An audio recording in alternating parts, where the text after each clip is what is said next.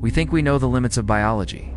We think we know that on land, the sauropods were the kings, and in the ocean. The blue whale is the ultimate heavyweight champion, the largest animal to ever exist in the history of our planet.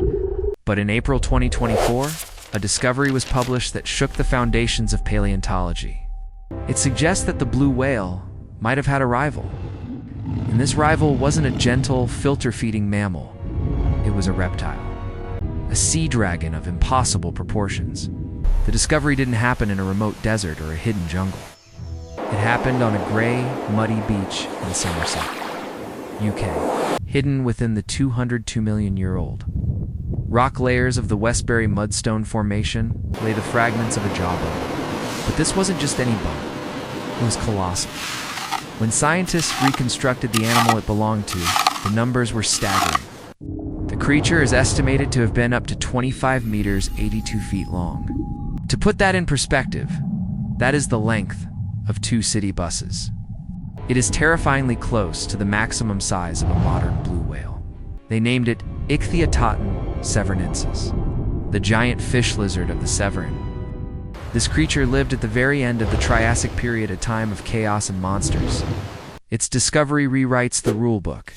It proves that marine reptiles reached the maximum biological size limit much earlier than we thought. They became titans 150 million years before the first whale even touched the water in this video. We are going to reconstruct this leviathan bone by bone.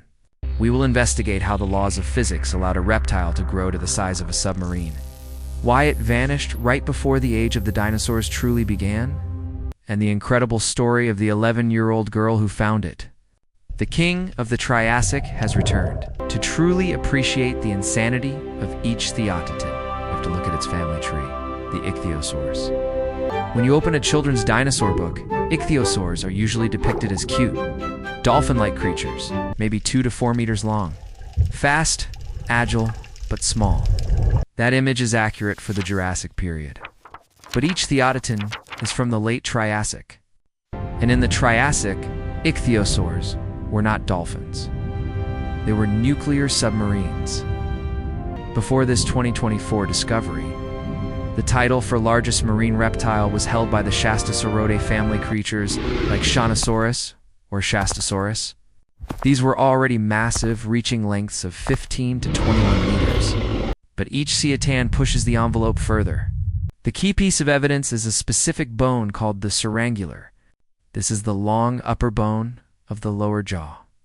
The specimen found in Somerset is over 2 meters long, just the jawbone.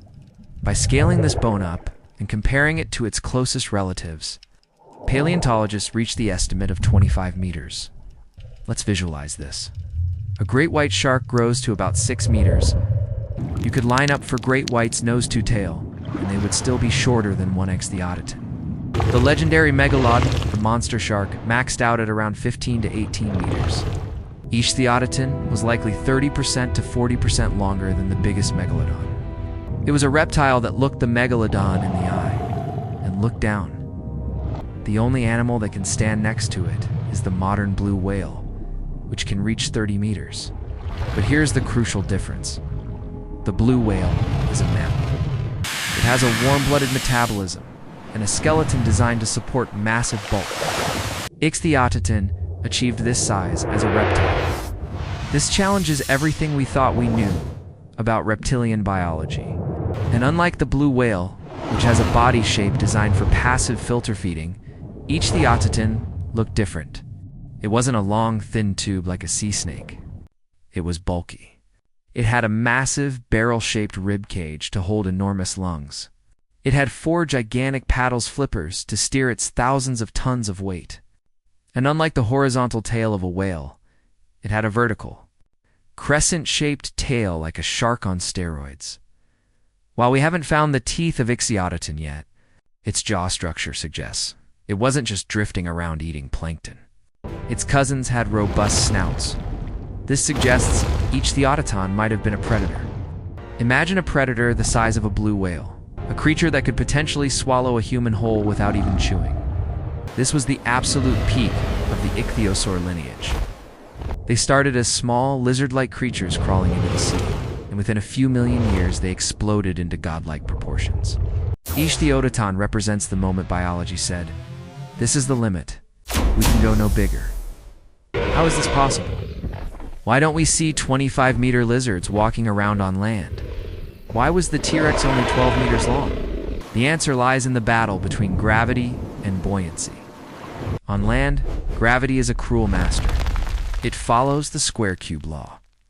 If you double an animal's height, its mass increases by 8 times. If you took an Ichthyotitan and placed it on a football field, it would die instantly. Its own weight would crush its organs. Its bones would snap. It would suffocate because its muscles couldn't lift its chest to breathe. But water is a cheat code. Water provides buoyancy, which counteracts gravity. In the ocean, the skeleton doesn't need to support the animal's weight. The water does the heavy lifting. This allowed Ichthyotitan to evolve bones that were huge, but didn't need to be architectural pillars like the legs of a sauropod. It allowed the jaw to elongate to ridiculous lengths without snapping off the skull. But size isn't just about bones. It's about heat. Reptiles are typically ectothermic, cold-blooded. They need the sun to warm them up. A tiny lizard warms up fast. A 25-meter lizard would take weeks to warm up in the sun. So how did Ichthyotitan survive in the deep, cold ocean? The answer is gigantothermy. When an animal gets this big, its volume, which produces heat, is huge compared to its surface area, which loses heat. Basically, Ichthyotitan was so fat and massive that it couldn't lose heat fast enough. Its sheer bulk trapped the heat generated by its muscles. It became functionally endothermic warm-blooded. This gave it a massive advantage. It meant Ichthyotitan could hunt in cold waters, dive deep into the abyss, and patrol the oceans day and night without needing to bask in the sun. Finally, we have to look at the fuel source. You cannot build a skyscraper without steel, and you cannot build a 25-meter monster without calories. The late Triassic Ocean was a Goldilocks environment. It was teeming with food. There were massive swarms of ammonites and shelled cephalopods, ancient squid cousins. There were schools of fish. The ecosystem was hyper-productive. Ichthyotitan likely occupied a niche similar to a modern sperm whale or a baleen whale, depending on whether it had teeth. It was a vacuum cleaner for biomass. It cruised the superocean of Panthalassa, consuming tons of protein every single day. Its existence proves that the Triassic Ocean was not a primitive, empty place. It was a complex, thriving engine of energy, capable of supporting the most expensive biological machines ever built. But the reign of the giant, Chiosaurs, was a tragedy in disguise. Ichthyotitan lived during the Rhaetian Ages, the final chapter of the Triassic. It was the pinnacle of its kind.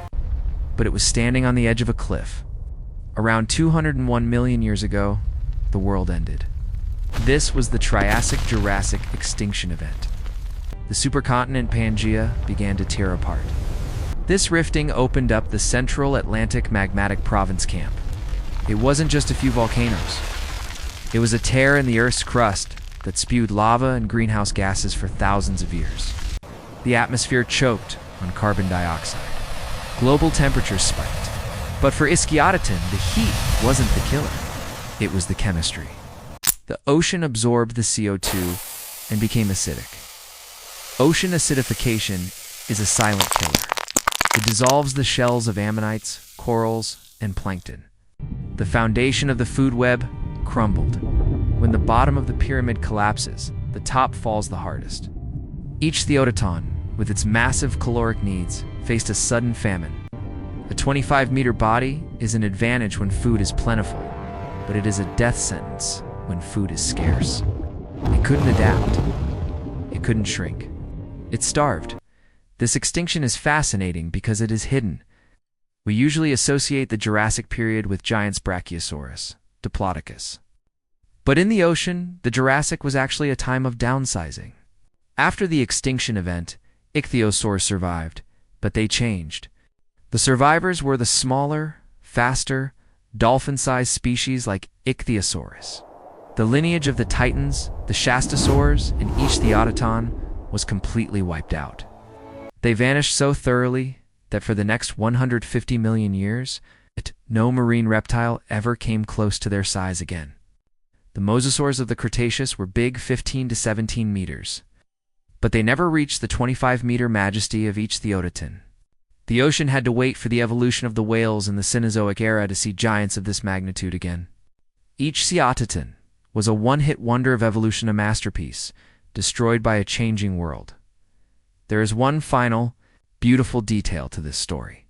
You might expect a discovery of this magnitude to come from a well-funded expedition led by famous professors. It didn't.